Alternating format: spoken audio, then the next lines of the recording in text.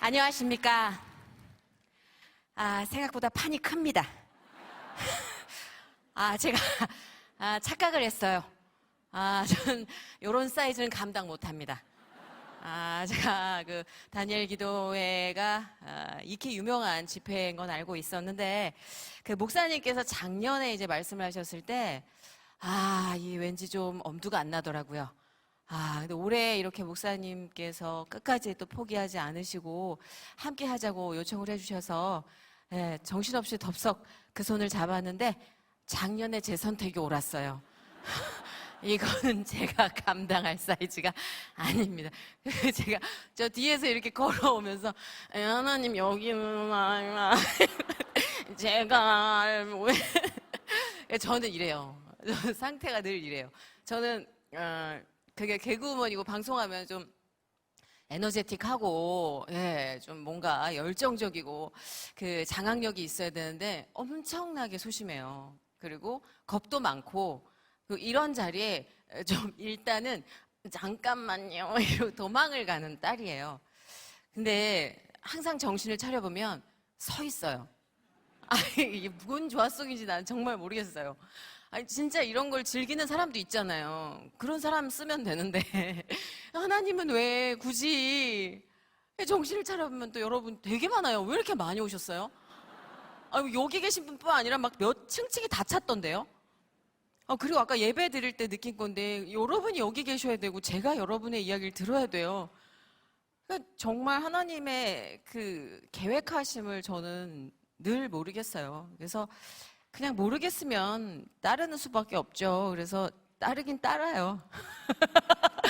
따르긴 따라요. 제가 너무 사랑하는 분이고, 그냥 이분은 설명이 안 되고 대체할 수 없는 그런 존재이기 때문에, 제가 이렇게 가기 싫어하면 하나님은 항상 마음속에 꿀꺽꿀꺽 감정을 실어 넣으세요.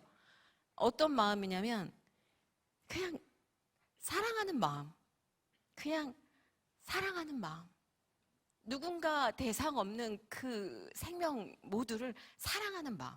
그냥 이게 꿀꺽꿀꺽 치밀어 올라서 떠밀려 정신 차려보면 이렇게 여러분 앞에서 마이크를 쥐고 있는 모습을 늘 발견합니다.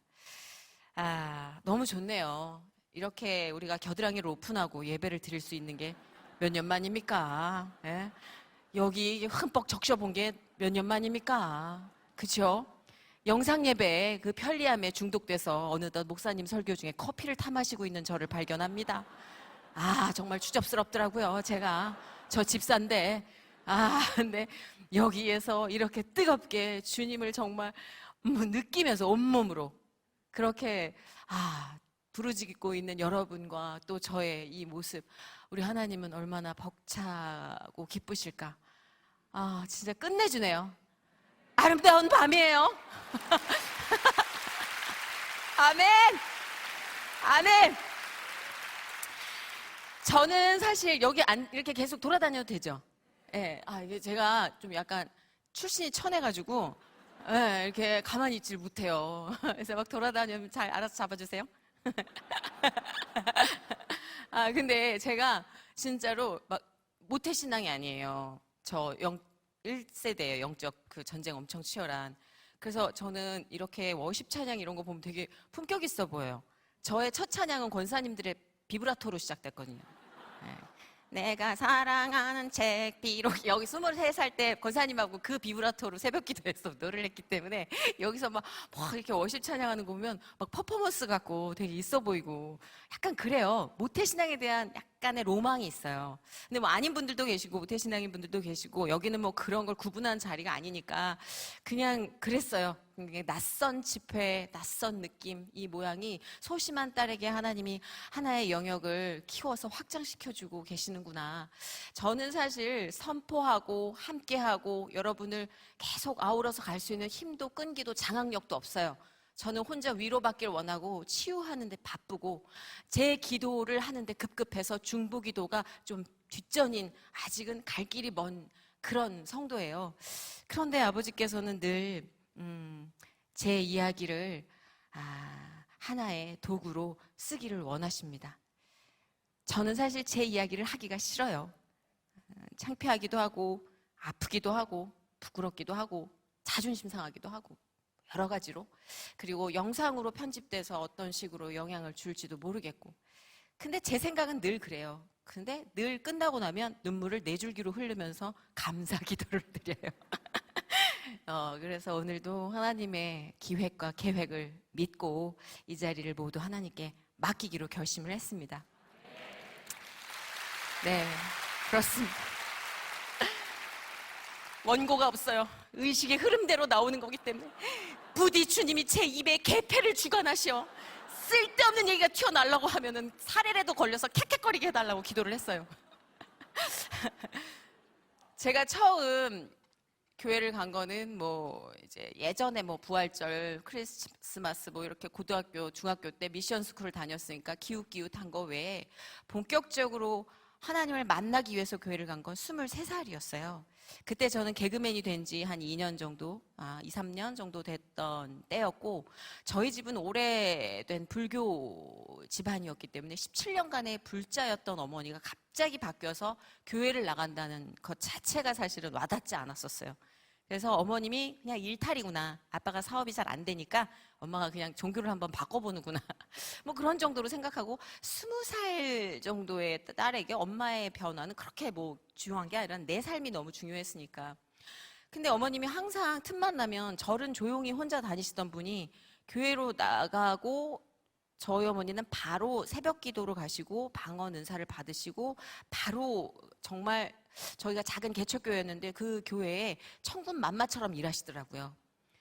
그런 어머니가 이제 저한테 계속 교회를 같이 가자, 하나님이 기다리신다, 옆구리를 찌르기 시작할 때, 교회는 역시 불편한 데구나. 야, 이 굉장히 오래 걸리겠는데 이거? 그래서 도망을 다녔어요. 나중에. 근데 이게 연예계 생활이라는 게 여기 방송을 하시는 분들도 또 계시고 방송 관련해서 많은 정보를 요새는 알고 계시니까 인간이 가장 초라해질 수 있는 곳이 이 미디어, 방송 쪽인 것 같아요. 하루에도 15번씩 선택을 당합니다. 너는 필요하고 너는 필요 없어. 너는 오늘 쓰이고 너는 쓰여지지 않아. 이게 어릴 때 자존감이 잘 형성되지 않은 시기부터 이 세계에 투입이 되면 쓰여지고 쓰여지지 않고에 따라서 내 존재의 가치가 결정이 돼버려요.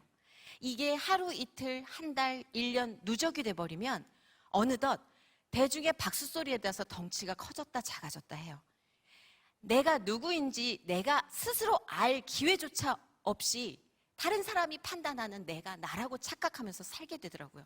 저 역시 그랬기 때문에 쓰여지고 쓰여지지 않고가 계속 반복되니까 마음속에 오기가 생기는 거예요. 그래, 내가 제대로 쓰여져서 복수하자. 나를 무시한 사람들, 세상들, 차별한 모든 사람들에게 복수하자.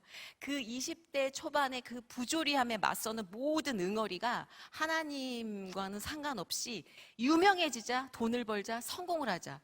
그래서 내가 지긋지긋한 이 가난에서 좀 도망을 가보자. 여러 가지 그 한맺힌 계획이 많았던 것 같아요. 근데 그런 무렵에 저희 어머님은 하나님을 만나셨고 하나님과 함께 정말 고공비행을 시작하셨어요. 저희 어머님이 굉장히 예민하시고 섬세하세요. 화초에 물을 주면서도 너무 상냥하게 화초에 얘기를 하시다가 또 자식 셋한테는 육두문자를 망설임 없이 날리시는 굉장히 다양한 성향을 가지고 계신 분인데 좀 예민하시다 보니까 짜증도 많고 어떤 면에선 저희 어머니 때 그 나이 때 갱년기 뭐 그 전인지 모르지만 아버지가 아무래도 기복이 많으니까 좀 신경질적인 부분이 많았는데 교회에 나가고 나서 어머님이 너무 즐거운 얼굴이 되는 거예요. 늘 감사가 흘러넘치고 늘 어머님의 말끝에서 찬양 소리가 흘러나오고 너무 놀라운 건 저희 아버지 사업이 어머니가 교회를 나가고 나서부터 본격적으로 망했거든요. 아니 그러니까 사업이 안 돼가지고 교회를 나간 건데 더 안 된 거예요. 근데 어머니는 Thank God, 하나님 감사합니다가 나온 거예요. 그러니까 아버지도 교회를 나가서 우리가 사업을 다시 좀 일으켜보자 어머니가 이제 얘기를 해가지고 같이 나가셨는데 아버지 사업이 수직으로 내려가고 있는데 엄마는 Thank God, 하나님 감사합니다. 어찌 이리 아름다운지요. 그러니까 아버님이 시험에 드셨어요. 예, 그래서 부부 관계가 굉장히 안 좋아지면서 아버지가 급기야 같이 다니시던 교회에서 나오셨어요. 그리고 아버지는 교회를 안 나가셨죠. 근데 그 무렵 너무 놀랍게도 제가 투입이 됐어요. 이게 제가 의도한 바는 아니었는데, 제가 그때 그 3년간의 방송 생활에서 굉장히 허무함과 어찌 보면은 그 고독함을 굉장히 많이 느꼈던 것 같아요. 그리고 이게 과연 맞는 건가? 나한테 성공을 보장해 준답시고 권력을 가진 저 사람들이 나를 부를 때 내가 아무런 나의 일상을 지키지도 못한 채 가서 술을 마시고 탬버린을 흔들고 그들 앞에 딸랑딸랑 내 모든 것을 마치 프리젠테이션 하듯이 내 재능을 봐주세요. 자, 여기서 내 재능을 보고 방송에 제발 픽업해 주세요. 이 모든 일련의 반복된 행위들이 옳은 건가? 그 사람들은 그저 빈 시간을 때우기 위해서 나를 이용하고 있는 건 아닐까. 이런 모든 생활에 좀 지쳐가고 있던 차에 어머님이 예열을 쫙 해놓은 게 한번 뻥 치니까 빵 하고 쫓아가게 되더라고요. 정신 차려보니까 저는 진짜 제가 생각해도 영재인 것 같아요. 새벽 기도로 먼저 출발을 했어요. 보통은 주일 예배부터 출발을 하잖아요. 근데 새벽 기도를 갔는데 너무 하나님이 살아계시다는 걸 그때는 몰랐지만 나중에 느낀 게, 그 새벽 기도에 간 교회, 어머님이 다니시기로 작심한 그 교회가 저랑 인연이 있던 교회였어요. 제가 이제 술에 좀 만취해가지고 아버지와 불화가 좀 심할 때였는데, 그때마다 새벽에 교회의 불빛을 보고 엉금엉금 기어 들어간 게 한 3, 4회 정도 됩니다. 여러분, 새벽 기도 그 교회 문 열면 너무 뭔지 모를 그 나무 냄새의 은혜가 있더라고요. 모르겠어요, 저는. 그냥 딱 열고 들어가면 울기 좋고, 일단 그 당시에는 교회 문이 좀 열려 있었어요, 지금과는 달리. 그래서 펑펑 울다가 검은 눈물을 흘리면서 잠이 들었던 그곳에 목사님이 한 새벽 예배 시작하기 전에 저를 걷어내시곤 했던 그 교회가 그 교회더라고요. 하나님은 정말 치밀하신 분이라는 걸 깨달았어요. 목사님이 저보고 한 2억 걸음 뒷걸음질 치시더라고요. 근데 저는 그때까지만 해도 하나님 만나면 따질 생각밖에 없었어요. 너무 지쳐 있었고, 세상이 너무 불공평했고, 가난이 너무 피곤했고, 외로웠고, 내 스스로가 너무 싫었어요. 그게 너무 컸어요. 내가 나를 너무 초라하고 싫어하던 시기였기 때문에 제발 누군가 하나님이 계시다면 제발 나한테 이런 걸 설명을 좀 해줬으면 좋겠어요. 내가 왜 이걸 겪어내고 있어야 하는지, 참아야 되는지 이유를 알려준다면 참을 수 있을 것 같았고, 뭔가 좀 대상이 필요했던 것 같아요. 근데 이제 교회를 나갔는데 새벽 기도 엄마가 이제 가자고 그래서 가긴 갔는데, 굉장히 여러분도 뜨거운 분이시니까 새벽 기도에 이 방언 기도를 아시잖아요. 그게 교회를 이제 처음 온 친구에게는 굉장히 문화적 샤크일 수 있어요.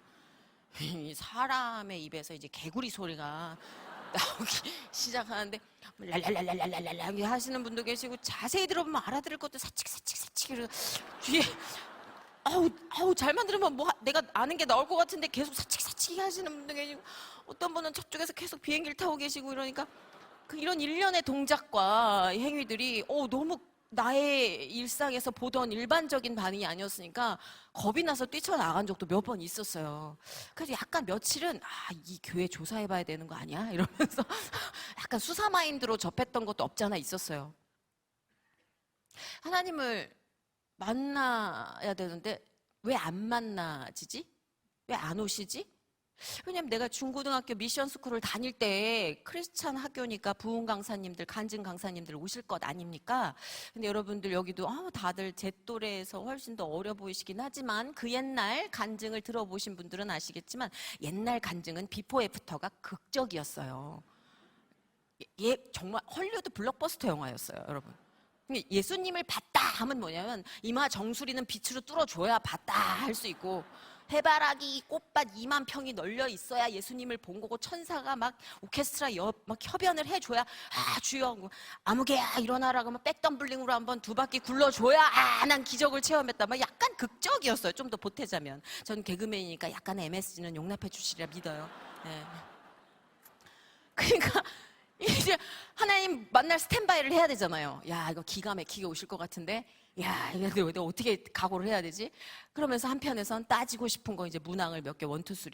근데 하루가 지나고 이틀이 지나고 3일이 지나고 내가 정말 아침잠이 얼마나 많은데, 내가 진짜 이렇게까지 왔는데 왜 안 만나죠? 없는 건 아닌 것 같은데. 왜냐면 저희 엄마를 저는 믿었어요.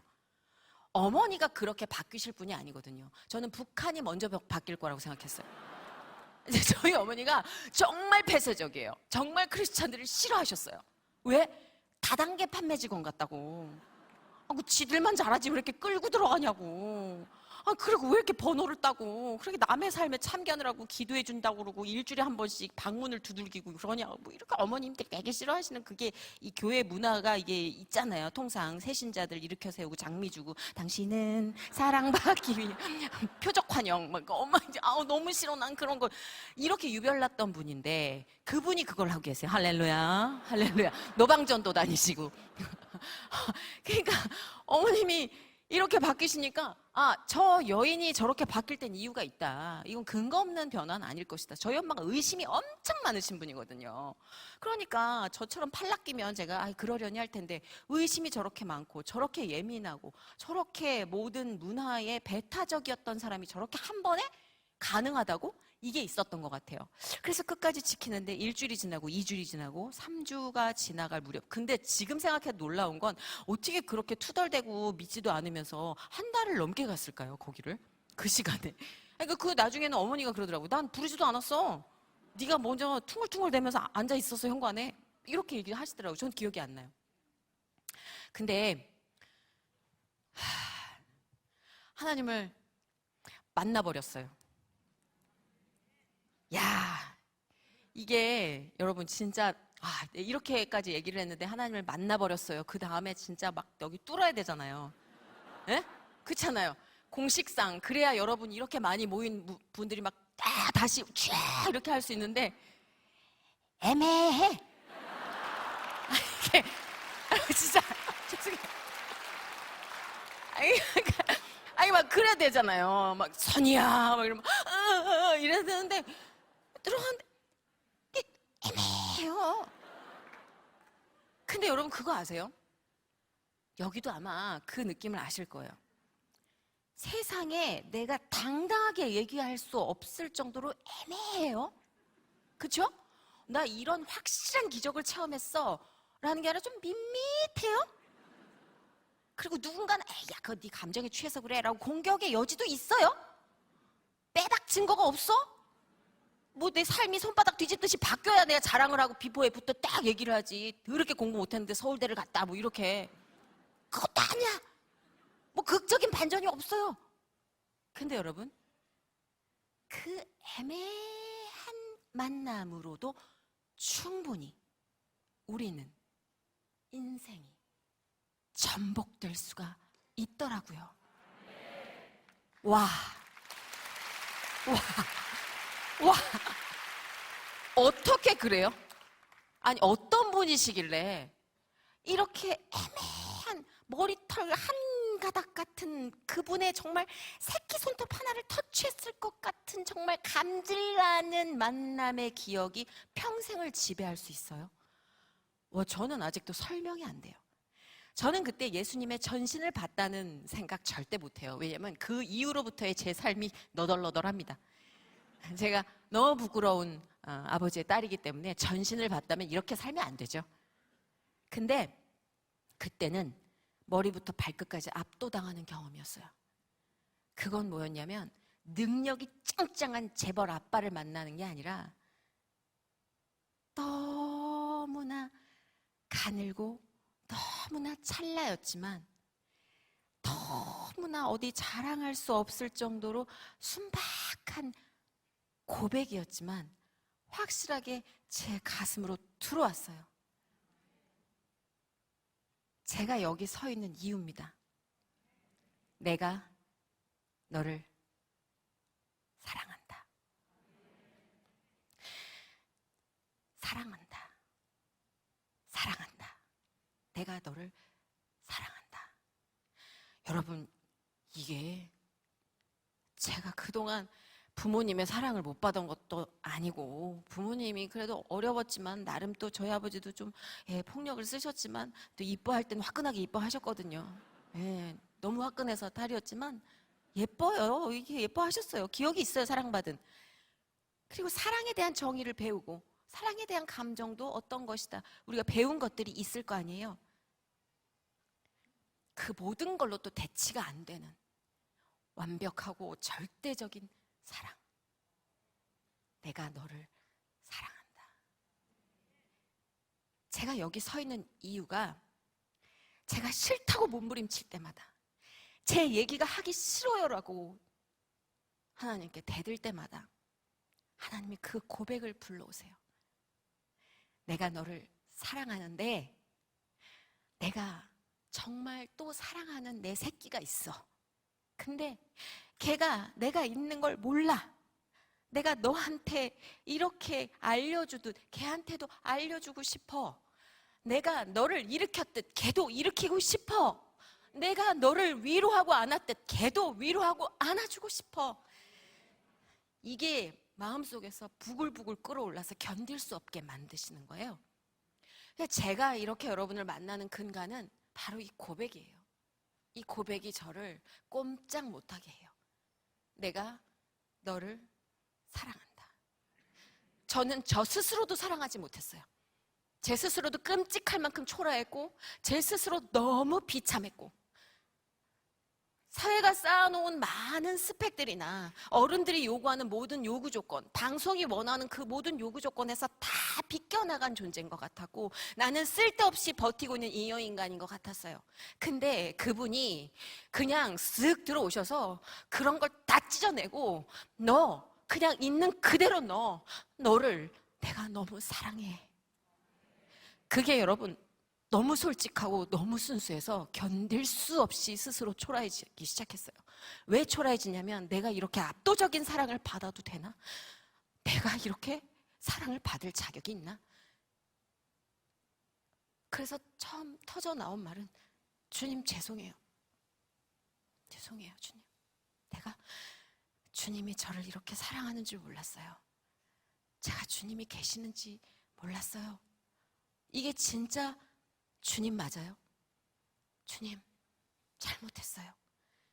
제가 그동안 조롱하고 비아냥거렸던 모든 주님과 관련된 것들이 꿀꺽꿀꺽 넘어오기 시작했어요.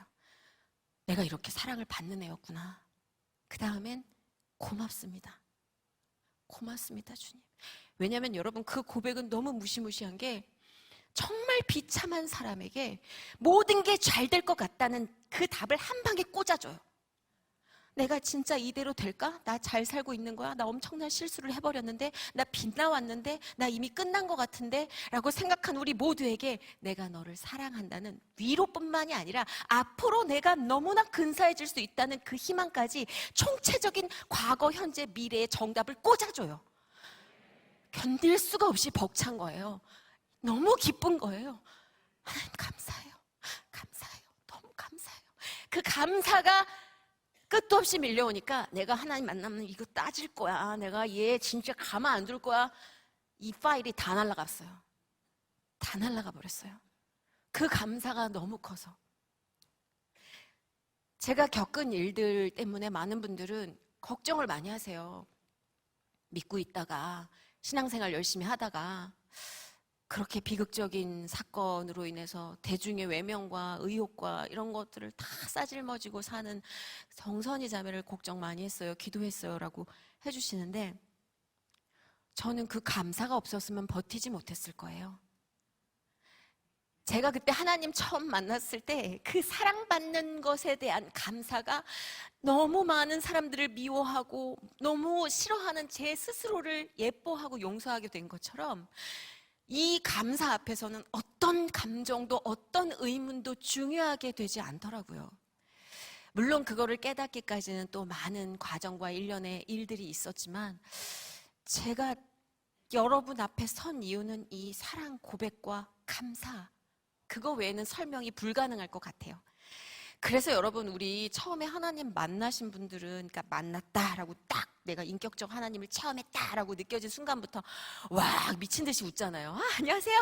반갑습니다. 하늘이 너무 맑아요. 진짜 안녕하세요. 너무 예쁘세요. 막 이러면서 미친 것처럼 조증.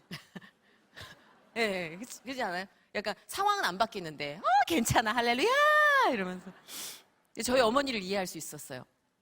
근데 문제는 저희 아버지였어요. 예, 집안에 조증이 둘이 생겼어요. 아버지를 위로하고 아버지의 고통을 주저앉아 이해할 만한 대상이 사라지고 오로지 하나님만 바라보고 있던 엄마와 저의 모습. 저는 그때는 제가 뭐가 문제였는지, 하나님 믿고 하나님과 대화하면서 즐겁게 사는 게 뭐가 문제야? 엄마 손잡고 룰루랄라 교회 나가고 예배 드리는 게 뭐가 문제야? 아빠는 부모가 돼서 왜 자식을 위해서 기도하지 않고 맨날 술을 먹고 부시고 때리고 왜 가정의 공포심을 조장해야 돼? 아빠야말로 쓴뿌리야. 아빠야말로 우리 가정의 악이야. 그렇게 단정을 내렸던 것 같아요. 그때부터 저의 뜨거운 신앙과 함께 아버지에 대한 차디찬 외면과 그리고 따돌림이 시작이 돼요. 처음에는 아버지의 폭력으로 인해서 빚어진 일이기 때문에 아빠가 책임져야 되는 몫이라고 생각했어요. 근데 신앙생활을 거듭하고 제 열정과 하나님과의 그 교류, 그리고 그 하나님과 수다를 떨면서, 제가 정말 수다스러운 딸이었거든요. 하나님, 진짜 일러 바칠 일이 있는데 되게 재수없는 PD가 있어요, 하나님. 이러면서 오늘 하루 있었던 일. 근데 그 얘기를 하다 보면 하나님께서 이걸 채워주시고 그 사람에 대해서 용서하는 마음, 그리고 내 잘못, 내가 실수했던 것, 이런 것들을 너무 평화적으로 정리시켜서 제 안에서 그냥 이렇게 저렇게가 들어온 게 아니라 그냥 기도하는 도중에 바뀌어버리는 너무 놀라운 체험들을 많이 하는 거예요. 그게 기뻐요. 나는, 우리 아빠는 몰라. 난 그냥 기쁜 하나님만 볼 거야. 이렇게 살면서 항상 구멍이 커져갔지 작아지진 않았던 것 같아요. 저희 아버지는 어머니와 제가 뜨거워질수록 너무 무섭게 변해갔어요. 아버지가 너무 무서워가지고 이렇게 무기 같은 걸 베개 밑에다 넣어놓고 잔 적도 있고, 아버지가 어머니를 너무 해칠까봐 방송을 하면서도 계속 이 연락이 오면은 막 미친 듯이 달려간 적도 있고, 응급실에서 어머니를 구해낸 적도 있고. 근데 이걸 저희는 들키면 안 돼요. 들키면 상품 가치가 떨어져요. 가정사가 안 좋은 연예인, 특히 개그우먼, 희극인들을 누가 가십거리로나 쓰지, 이미지가 상품의 본질에 앞서는 이 세계에서 그 이야기를 누가 좋아하겠어요? 호사가들이나 좋아하겠죠. 그러니까 철저히 베일에 감춘 채 아버지와의 영적 전쟁이 시작됐고 제 스스로의 영적 전쟁이 치열했어요. 근데 어느 날 저희 어머니께서 또 병원으로 이제 호송이 돼 가셨고, 제가 그날 터진 거예요, 뇌관이. 견딜 수가 없었어요. 공포와 분노 때문에 통제가 안 됐어요. 그래서 오늘은 끝장을 내겠다. 근데 그때 허락을 받을 존재가 필요했어요. 왜? 내가 이렇게 결심을 한 거를 이분은 아실 테니까. 교회를 갔어요. 교회를 가고 문을 딱 열자마자 바닥에 빡 엎드려서 나는 오늘 아빠랑 맞짱을 뜰 겁니다. 내가 죽든 아빠가 죽든 둘 중에 하나는 갈 거예요. 근데 하나님이 방치하신 거예요. 하나님이 해주신다고 그래놓고 하나님 방치하셔서 내가 하는 거예요. 안 그러면 엄마가 죽어요. 그리고 열이 받아서 씩덕씩덕대고 있었어요. 진짜로. 정말 패악을 떨면서. 생각해보니까 우리 목사님 저를 참 무서워하셨을 것 같아요. 죄송하네요. 근데 씩덕대고 있는 제 머리가 차갑게 식어가면서 조금 진정이 되니까 이상하게 어이없는 생각이 드는 거예요. 집에 가서 아빠를 좀 안아줄까? 미쳤죠. 이게 제 생각이면 미친 거죠. 갑자기 아빠랑 맞짱 뜨고 나는 끝을 보겠다라고 하다가 아빠를 안아줄까? 이거는 설명이 안 돼요. 근데 내가 미쳤어. 그리고 다시 기도를 하고, 이거 하나님이 주신 이런 메시지 이런 거 아니죠? 내가 지금 약간 겁이 나가지고 이런 걸 거예요. 계속 있는데 마음이 편치가 않아요. 계속 몽글 얼굴이나 봐야겠다. 얼굴을 보고 왜 그랬는지 들여다나 보자. 뭐 여러 가지 생각이 드는데 그중에 아빠를 해치겠다는 생각은 없었어요. 일단 1시간 넘게 그렇게 울부짖었던 것 같아요. 그리고 집에 들어갔어요. 근데 좀 떨리더라고요. 저희 아버지가 좀 무서웠기 때문에. 등치로도 제가 밀리고, 그리고 오빠는 지방에 출장을 가 있었고 동생은 군대에 가 있었거든요. 그러니까 해결할 사람이 저밖에 없는데 손이 너무 떨리는 거예요.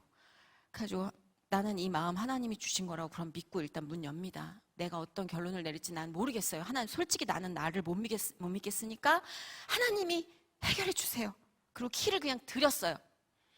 문을 딱 여니까 목탁 소리가 들려요.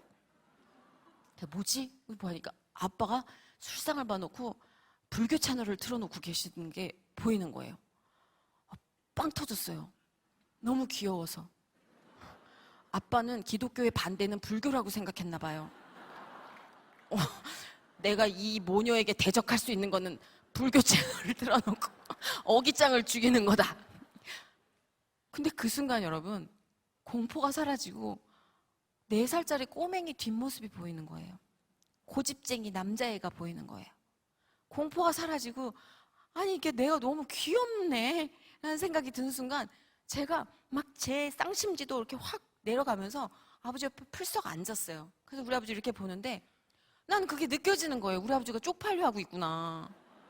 약간 이렇게 하고 있는데 이게 진짜 공포스러운 이게 아니라 진짜 4살짜리가 막 앉을 거야 막 이런 느낌. 그래서 제가 진짜로 아버지를 안았어요. 아빠로 안았더니 이렇게 주먹을 쥐는데 순간 저도 움찔했죠. 아이씨 몰라. 그러고 안았어. 아이 일로 와. 안았어요. 그랬더니 아버지가 갑자기 이렇게 힘을 주고 있다가 아씨 이러는 거예요. 아빠, 아휴 내가 미안해. 신경을 못 썼어. 그랬더니 아버지가 우는 거예요. 내가 너무 외롭다 그러면서 우는 거예요. 근데 그 외롭다는 아버지의 고백 속에 내가 얼마나 차디차게 아버지를 외면했는지 그거를 하나님이 다 보여주시는 거예요. 내가 믿는다는 이유로 믿지 않는 아버지를 핍박하고 내 잣대로 아버지를 저울질하고 평가하고 오려내고 우리 가족의 필요악이라고 무시하고 원망했던 그 모든 일련의 행위들이 아버지가 하나님 곁에 가는 걸 내가 방해했구나. 내가 얼마나 많은 시간을 이 사람에게 그런 역할을 하고 있었을까. 그래서 진짜 많이 울었어요. 아버지를 끌어안고. 근데 놀라운 건 여러분, 그 다음엔 우리 아버지가 바뀌어야 되잖아요. 안 바뀌어요. 안 바뀌어. 또 술을 드시고 또 정리를 하시고 또 인테리어를 또 새롭게 하시고 막 책상 다리 3개로 만드시고 막 왜 아주 킹콩 되시고. 근데 놀라운 건 제가 바뀌어요. 제가 우리 아버지의 이런 모습이 다 재롱으로 보이는 거예요. 내가 외롭다고 아우성치는 샤우팅으로 느껴지는 거예요. 아버지가 나한테 관심 좀 가져달라고 어깃장 부리고 있구나. 이런 정의가 내려진 순간부턴 우리 아버지가 그렇게 하는 게 너무 귀여운 거예요. 그럼 그런 온도가 생성이 되면 버글버글 끓을 때랑은 또 다른 행동이 나오더라고요. 일단 첫 번째, 엄마를 대피시킨다. 두 번째, 아버지와 독대를 하되 아버지 말에 토달지 말고 일단 듣는다. 그리고 안주를 만들어드려서 가급적 빨리 취하는 시간을 연장시킨다. 그 리액션을 맛있게 해서 아버지의 공허함을 채워드린다. 그리고 아버지가 약올라하지 않게 기도한다라는 말을 가급적 눈치 보면서 박자 제대로 맞춰서 들어가자. 이런 프로토콜이 생겨버리니까 형제들 사이에 유머 코드가 생성이 되는 거예요. 아버지가 어머니를 잡겠다고 쫓아와서 아파트 문을 그 돌멩이로 다 때려 부셔가지고 이 아파트 저희가 중계동 살 때 꽤 유명했었던 게 제 방송 때문이 아니라 우리 아빠 퍼포먼스 때문에 그 아파트 문고리가 쇠로 된 게 그게 여러분 떨어지기가 쉽지 않아요. 영화 보면은 그거 쉽지 않아요. 그게 반으로 똑같 부러졌어. 돌멩이가 쇠를. 기적 아닙니까? 그럼 우리 형제들이 그걸 보면서 그래. 야, 우리 아버지 근력 아직 죽지 않았다. 그럼 그 옆에 너무 귀엽게 바나나 우유 2통이 있어. 얼마나 갈증이 났으면은 가가지고 또 바나나를 사잡씩 와가지고 또 그걸 때려 부셨겠어. 그러니까 저주를 그렇게 끝도 없는 저주를 하나님께 아버지를 제발 좀 빨리 데려가 달라고 외치던 제가 한 번 하나님이 큐를 바꿔서 방향을 바꿔버리니까 그 긍휼함과 측은지심이 샘처럼 솟아오르더라고요.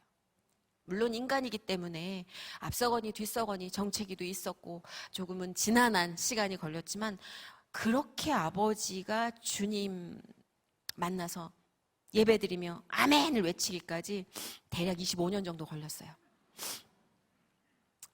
근데 어떻게 저거 어떻게 간증인데 2달 반이면 모르지만 25년은 어떻게 근데 여러분 그 25년의 세월이 우리가 왜 가나안 땅을 찾아가는 그 출애굽의 이야기를 들어보면은 어쩜 그렇게 지루해요. 그죠? 가도 끝이 없고 그리고 뭐 이렇게 만나주고 불기둥 뭐 다 물기둥 다 줘도 맨날 의심하고 떽떽거리고 그게 저더라고요. 결국은 큰 그림으로 보면 하나님이 어떤 계획을 세워놓았는지 알겠지만 나는 그 그림 안에 있는 퍼즐이기 때문에 모르겠어요. 하나님의 계획을 당최. 그러니까 난리 쳤다가 또 감사했다가 막 봄, 여름, 가을, 겨울이 막 극성스럽게 지나갔죠. 근데 그 안에서 너무나 많은 감동도 있었고 제 뉘우침도 있었고 관계의 재정립도 있었고 말하자면 이 오랜 세월 제가 그 다음 시즌에서 맡게 된 고난에 대한 공식을 배웠어요. 제 안에 공식이 생겼어요.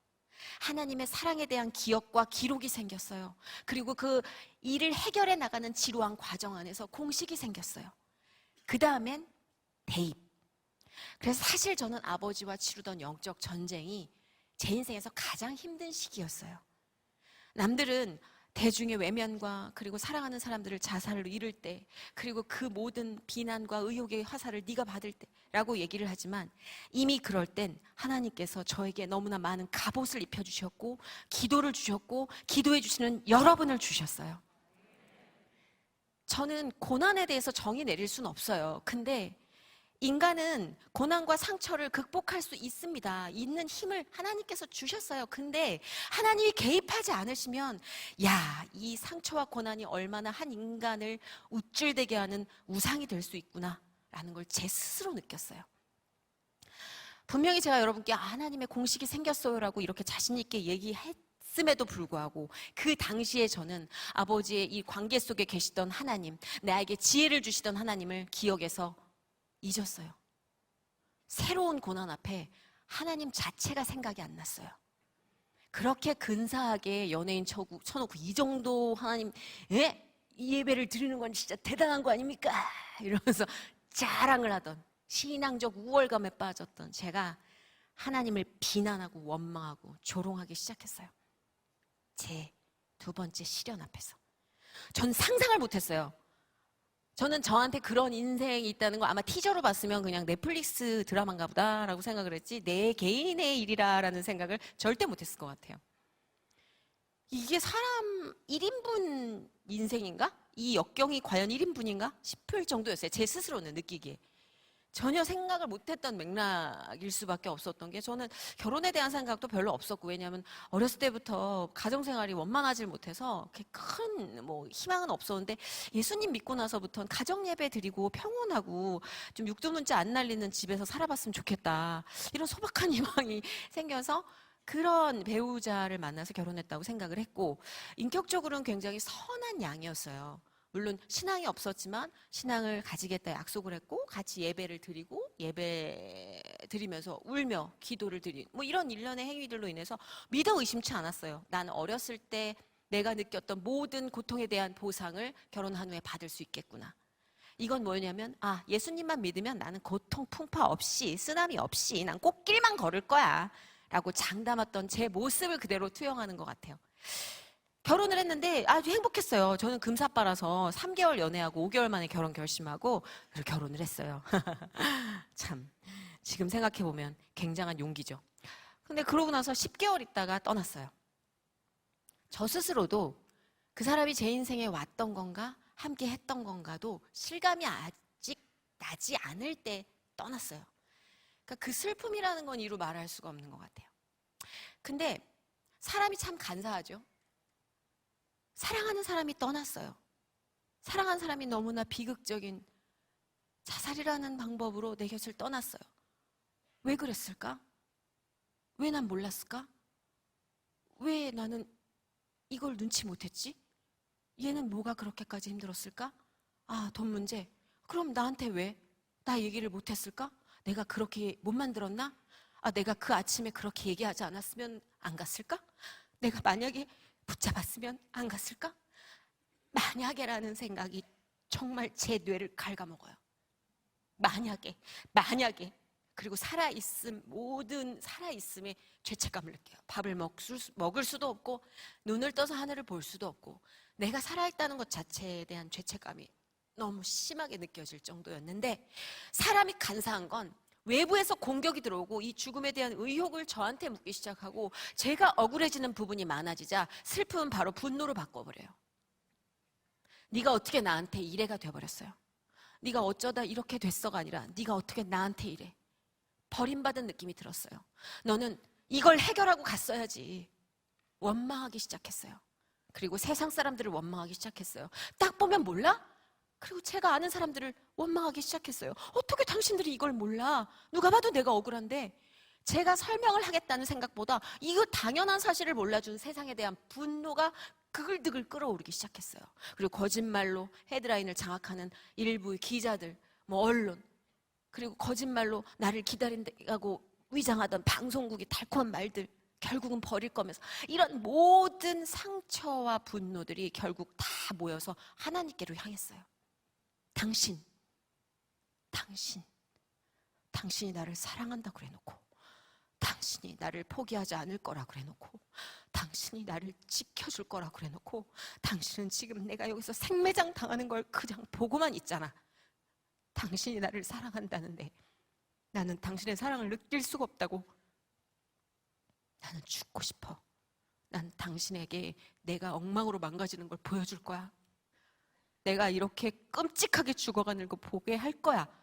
난 당신한테 복수할 거야. 제 모든 비난의 화살과 절망의 화살이 하나님께 향했어요. 그러다 어느 날 정신을 또 차려요. 하나님, 잘못했어요. 어제 제가 말한 거는 미쳤었나 봐요. 하나님, 저를 용서해 주세요. 하나님, 저 어떡해요? 저 너무 두려워요. 이 미치광이 같은 기도의 기복이 몇 날 며칠을 반복했어요. 수면제를 사 모으고, 술과 수면제를 때려 넣고, 정신이 몽롱해서 하루 종일 베란다 밑만 내려보는 제가, 어머니는 얼마나 끔찍하게 두려웠을까요? 근데 저희 어머니는 한 번도 저한테 원망을 하거나 팔자 운운하거나 어떻게 하냐 내 딸이라는 표현을 안 하셨어요. 어머님 계속 기도하셨어요. 제 등 뒤에서 계속 기도하셨어요. 근데 안 들려요. 누가 나를 위한 기도를 하는지 관심이 없어요. 내가 세상에 배신당한 것, 내가 하나님께 배신당했다고 그때는 생각했어요. 근데 모든 게 끝났다고 생각하고 제가 이제 끝을 내자, 종지부를 찍자라고 생각하고 모은 약을 실현할 그 며칠 전에 어머님이 그거를 발견하시고 변기에다가 쓸어내리는 사건이 생겼어요. 어머님이 그거를 쓸어내리시는데 제가 정말 상욕을 하면서 그걸 팔뚝으로 계속 끌어내면서, 나는 살 수가 없어. 나는 아파서 살 수가 없어. 나는 마음이 아프고 나는 살아갈 힘이 없어서 살 수가 없어. 내가 살아갈 의미가 없어. 대한민국이 나를 끝장을 냈어. 이렇게 울부짖으면서 그 약을 쓸어 모으고 있는데, 변기가 있으면 아파트 구조상 세면대가 있고 거울이 있어요. 거울에 제 눈이 보이더라고요.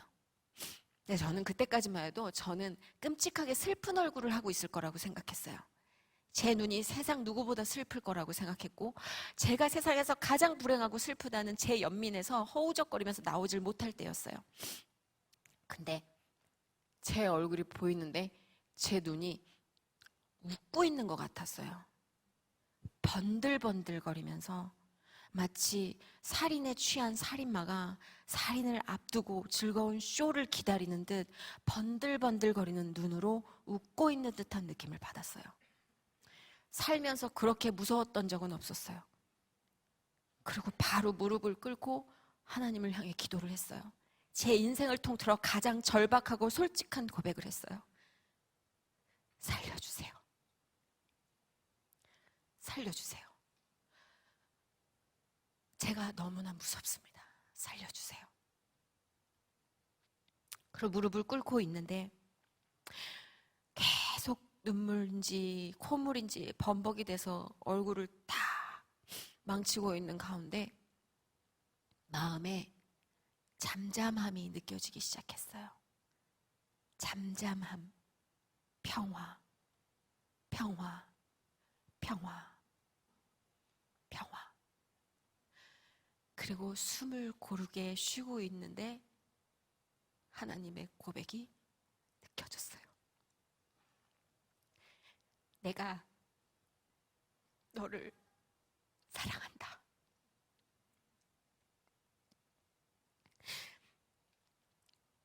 그 고백을 처음 들은 게 아닌데 그 고백을 들을 때마다 화가 났었는데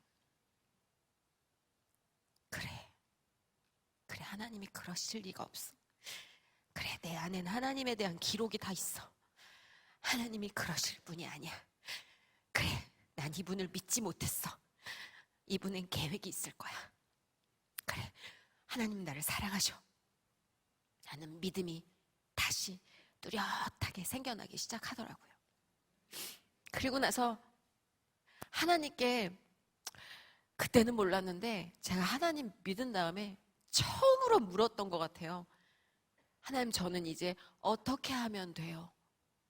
저는 단 한 번도 믿음 생활을 하면서 하나님 제가 이렇게 할게요. 이렇게 결심하고 이렇게 작심할게요. 새벽에 이렇게 헌금하고 기도하고 뭐 성전 쌓을게요. 하나님 제가 이렇게 할 테니까 이렇게 해주세요.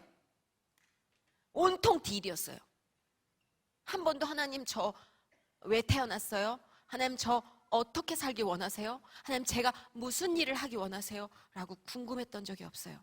그리고 하나님은 어떤 분이세요? 예수님은 왜 이 땅에 오셨어요?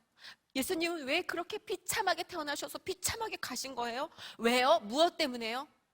물음표가 하나도 없었어요, 저는. 근데 그때부터 궁금증이 쏟아지기 시작한 거예요. 왜 이런 일을 허락하신 거예요? 왜 가만히 계셨던 거예요? 그러면 저는 왜 태어난 거예요? 저는 지금부터 뭘 해야 돼요? 하나님, 당신은 누구세요? 궁금증을 가지니까 미친 듯이 궁금한 게 많아지더라고요. 근데 마치 기다렸다는 듯이 하나님이 그 궁금증을 풀 수 있는 길을 무시무시하게 열어주시더라고요. 저는 혼자만 신앙을 잘 믿으면 된다고 생각했지 공동체의 힘, 연합의 힘 그렇게 많이 믿질 않았어요. 오만했어요. 독선적이었고. 근데 하나님이 연합을 해야 한다는 그 사실을 계속해서 저한테 믿음으로 실어주셨고 1년의 일을 통해 또 기회를 통해 많은 크리스찬들과 연합하여 협력하여 선을 행하게 해주셨고 그 안에서 하나님을 바라보게 해주셨고 말씀을 향해서 네가 가져야 하는 자세에 대해서 알려주셨고 하나님 이야기가 궁금하지 않니? 이제부터 나를 소개할게 라고 당신의 이야기를 들려주셨고 당신이 나를 위해서 원하는 일을 말씀해 주셨고 그 모든 일련의 기도와 교감들이 그때부터 일어나기 시작했어요. 그리고 그제서야 여러분의 기도가 들리기 시작했어요. 여러분의 간절한 기도가 들렸고 어머니의 기도가 들리기 시작했어요. 딸을 걱정하지만 하나님께 맡기기까지 엄마들은 얼마나 고통스러운 결단을 해야 됩니까? 내가 해결해주고 싶은데 이걸 참고 있는 부모의 마음은 얼마나 아플까요? 그게 중요하지 않았는데 엄마는 당연히 엄마니까 내 편이야. 형제는 당연히 내 형제니까 내 편이야. 친구들, 나랑 같이 일하는 사람들 나를 아니까 내가 얼마나 열심히 산지를 아니까 다 내 편이야. 당연히 내 편이야. 당연한 게 없더라고요. 그걸 알게 해주셨어요. 선이야, 네가 당연하다고 생각하는 그 모든 것들은 당연한 게 아니야. 네가 누리고 있는 이 많은 것들은 당연한 게 아니야. 네가 잃었다고 생각하는 그 모든 것들, 그것만큼 네가 당연하다고 생각하는 것들 한번 생각해보자. 정말 많은 느낌과 미닝을 주셨던 것 같아요. 그때부터 여러분의 기도가 들리고 라디오 게시판에 아주 소박하고 짧게 있던 기도할게요. 승리하세요.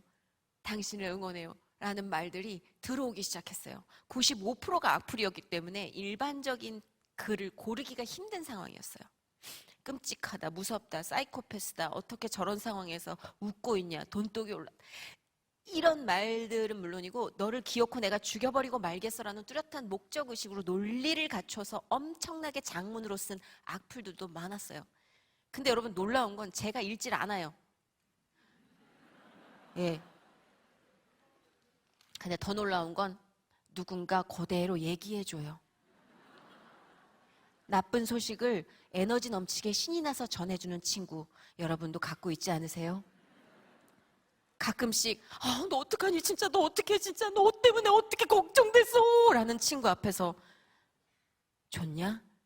이렇게 물어보고 싶은 그런 생각을 하는 건 저뿐만인가요? 희한하게 비극에 춤을 추는 사람들이 있어요.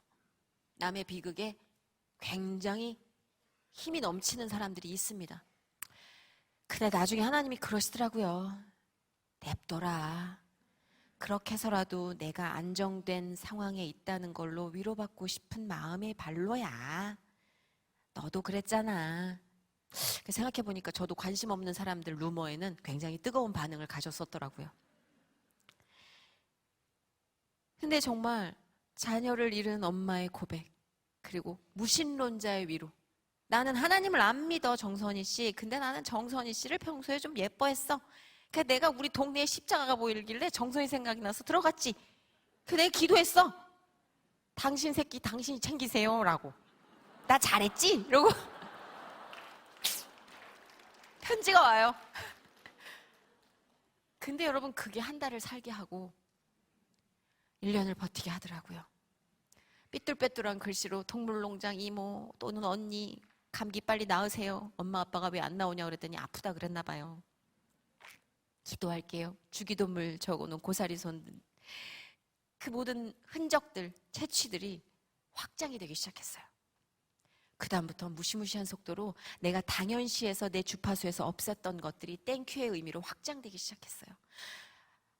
땅을 딛고 있는 두 다리, 두 팔을 벌려서 하늘을 지켜들 수 있는 힘, 눈으로 볼 수 있는 모든 것들, 귀로 들을 수 있는 모든 것들, 먹을 수 있는 힘, 경멸에 맞지 않던 먹는 힘, 행위까지도 감사의 의미로 확장되기 시작했어요. 그러니까 그제서야 하나님이 이제 나가볼까? 나가서 좀 만나볼까? 누구 좀? 누구요? 에이, 나봐. 뭐 이런 느낌이에요. 그럼 이제 가. 그러면 이제 거기서 이제 안녕하세요. 뭐 이렇게 만나요. 그럼 이제 하나님 만나서 이렇게 이야기 나눈 공동체 있는데 좀 한번 가볼래요? 아이, 저는 제 고민 남들한테 얘기하기 싫어요. 그때 제가 당한 일을 누가 이해할 수 있어요? 이 오만이 있었던 거죠. 근데 나갔는데 이제 다들 우리가 함께하는 사람들이 책을 읽고 기독교 서적을 읽고 뭐 성경의 이런 이야기를 듣고 자기의 이야기를 고백해요. 난 그런 거 너무 싫어. 진짜 이러다가 그날 터졌어요. 그날 팀 켈러 목사님 책이었던 것 같은데 저는 제 상처가 제 우상인 것 같아요. 이러고 펑펑 울었어요. 머릿속에 마음속에 그게 있었나 봐요. 내가 어떻게 이걸 견뎌내고 있는데 나 같은 힘든 일을 당한 사람들이 있어. 뭐 많아? 뭐 전쟁 정도로 겪어야 내가 인정해 줄게. 뭐 이런 거. 그리고 옆에서 울고 있으면 아이고 저 정도로 운다. 이런 거. 예, 약간 그게 희한한 게 있어요. 이렇게 보면 하나님이 개입하지 않은 상처와 고난은 우상이 돼서 그 사람들을 우쭐대게 만들고 결국 다른 사람들의 상처와 고난을 깔보게 만들더라고요. 제가 그걸 경험했어요. 근데 하나님이 싹 감아서 안아주는 그 회복은 그 상처를 감지하게 해주세요. 그 눈물을 감지하게 해주시더라고요. 그리고 그 사람 옆에서 말없이 앉아서 기도할 수 있게 해주시고 그 사람 옆에서 말없이 따뜻한 품을 내어주고 싶게 만들더라고요. 궁극적으로 저는 사람을 별로 안 좋아해요. 그렇게 사랑이 충만한 애도 아니에요. 그 뭐 사랑이 충만한 가정, 막 비둘기가 푸덕푸덕 날아다니는 가정에서 자란 것도 아닌데 제가 사랑이 어디 있겠어요. 그러니까 누가 사랑해주면 그럼 너도 내가 사랑해줄게 뭐 이 정도 조건부지 내가 뭐 날 때부터 샘솟는 사랑이 있어서 사랑해줄게 봉사할게 이런 깜냥이 못 돼요. 근데 그 1년의 일을 겪으면서 사람이 더 끔찍해지고 무서워졌어요. 그런데 놀라운 건 저는 지금 사람이 너무 좋아요. 너무 좋아요. 너무 좋아요. 여러분이 너무 사랑스럽고 여러분이 너무 좋아요. 남자분들 오해하지 마세요. 네. 좋아요. 여러분의 이야기에 귀를 기울이는 것도 좋고 여러분이 마음 아픈 일 있을 때 옆에서 안아주고도 싶어요. 저는 이게 하나님이 함께한 회복의 결과라고 생각을 해요. 그분이 함께 하시지 않았다면 저는 스스로를 해쳤거나 남을 해쳤거나 뭐 어찌됐든 지금 같지는 않았을 것 같아요. 외롭지 않았어요. 고독하지도 않았어요. 제가 혼자 싸운다고 생각한 순간이 가장 외로웠어요. 가장 힘들었고 포기하고 싶었어요. 근데 그분이 아주 오래도록 계속해서 끊임없이 포기하지 않고 제 이름을 불러주셨고 제 귀에 덕지덕지 있던 모든 것들이 떨어져 나가고 그분이 부르는 제 이름을 비로소 느낄 수 있을 때 제가 다른 게 필요 없구나. 예수 그리스도면 충분하구나. 하나님이 같이 하시지 않는 승리보다 하나님이 함께하는 패배, 이쪽이 훨씬 매력적일 수 있겠다라는 생각도 감히 해봅니다. 그렇게 만나진 연합 공동체들이 또 힘을 받고 그 사람들과 일을 하면서 또 다른 일로 확장하고 그러다 보니까 어느새 방송이란 걸 하고 있더라고요. 그러니까 저는 간증을 비포 애프터가 정확해야 되는데 하나님 저 지금 뭐 회복이 되게 애매합니다. 이게 확실하게 일어선 것도 아니고 이게 애매한데라고 한 적도 있어요. 제가 기도 되게 솔직하게 하는 편인데 하나님이 너 지금 무슨 기업 PPT 가지고 프리젠테이션 하러 가냐? 너 성공 자랑하러 가는 거냐? 라는 느낌을 확 주실 때는 저가 약간 이렇게 미친 사람처럼 기도할 때 하나님 근데 막 이러다 이렇게 웃을 때가 있어요. 그리고 막 너무 고통스러워서 주여 차라리 진짜 죽는 게 낫겠습니다. 하나님 너무 힘들어요. 그러다 한 10분 후에 이렇게 감사해요. 이렇게 약간 집 옆에서 보면은 기승전결 모르죠. 미쳤나? 이럴 수 있는데 하나님은 그래요. 그냥 뭐 이거 어떻게 설명을 할 수가 없어요. 그냥 될 것 같고 돼. 뭐 이런 확신이 뭐 꽉꽉 막 오는데 어떻게? 그럼 내가 뭐 안 될 것 같다고 막 위장해? 될 것 같은데 어떻게 해요? 잘 될 것 같아요. 그리고 예. 아니 그게 아니라 지금도 이 정도면 잘 된 것 같아요. 당한 거 쳐놓고는 세금도 내고 잘 된 거 아닌가? 저 항상 일어나면 그래요. 이게 어디냐? 이게 어디냐? 저희 집이 남향이라 햇빛이 되게 따뜻하거든요. 그 베란다에 해가 쫙 들이쳐서 거실 반 이상을 집이 크질 않으니까 거실 반 이상을 해가 이렇게 장악하면 너무 은혜로워서 이게 어디야? 이게 어디야? 진짜 깨춤이 절로 나오는 거예요. 저는 이렇게 매 순간 소스라치게 행복함을 느끼는 제 자신이 기적이라고 생각하고 하나님이 제게 주신 가장 큰 축복이라고 생각해요. 물론 제가 해내는 일들과 뭐 성공 이것들이 더 번듯한 사례가 될 수는 있겠지만 상관없어요. 급 갖고 상관없어요. 성공하면 뭐해요? 외롭고 허무해서 죽을 것 같은데 약을 안 털어놓고는 잠을 잘 수가 없는데 사람을 의심하고 피곤해서 견딜 수가 없는데 화가 나고 짜증이 나서 멈출 수가 없는데 성공하면 뭐해요? 하나님 안에서 평화롭고 싶어요. 차오르고 싶고 정말로 이 세상의 모든 아름다운 것들을 하나님께 바치면서 찬양하고 싶어요. 그래서 오늘을 있게 하신 하나님을 정말 사랑하고 어제 제가 경품에서 바닷가재가 당첨이 된 거예요.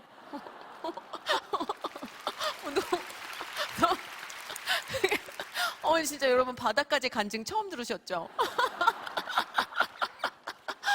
진짜 완전 신빙이에요. 어제 업데이트 된 거. 어제 더 사랑의 교회 간증이 있어서 간 거예요. 그래가지고 간증에서 너무 은혜를 받아서 하나님 감사해요. 제가 10월, 11월, 12월이 유독 신앙이 건조기예요.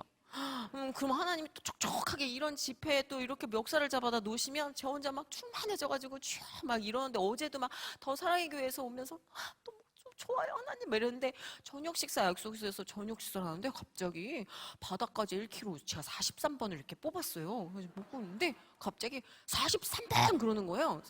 갑자기 우리 테이블에 있던 작가들이 소리를 지르는 거예요. 그럼 가더니 바닥까지가 이만한 게 좀 약간 진짜 보태가지고 상체만한 게 이렇게 온 거예요. 먹었어요.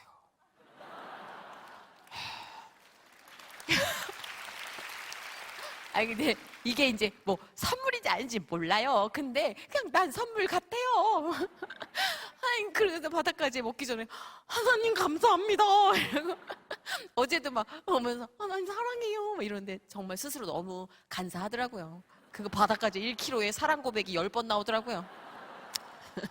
근데 이런 식으로 알게 모르게 제 삶에 하나님이 윙크를 하시는 것 같은 선물이 되게 많아요. 그래서 오늘 저를 이곳에 보내셨으니까 아마 하나님이 알리고 싶으신 게 아닐까요? 봐봐. 이 아이, 이 여리고 조그만 아이, 이렇게 예민하고 신경질적이고 상처투성인 이 아이, 이 아이를 봐봐. 이게 너야. 내가 너에게 향하는 계획이고 내가 너에게 향한 사랑이고 내가 너에게 주는 고백이야. 나는 너를 일으키고 싶고 나는 너를 사랑하고 나는 너의 미래를 계획하고 싶고 네 손을 잡고 같이 가고 싶어. 제가 감히 그 도구이며 증거가 아닐까. 왜냐하면 저는 너무 약하거든요. 제가 스스로 갖고 있는 게 아무것도 없기 때문에 감히 증거라는 말을 할 수 있는 것 같아요.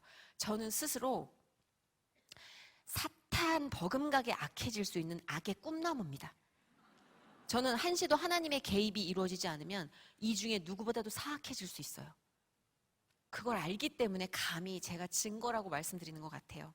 그래서 부디 이 도구를 오늘 여러분이 잘 활용하셔서 여러분의 인생에서 기가 막힌 하나님의 프로젝트 그거를 매 순간 짜릿짜릿하게 느끼시는 승리의 삶을 살아내시길 바라고 그렇게 해줄 거라 믿습니다. 하나님은 여러분을 사랑하십니다.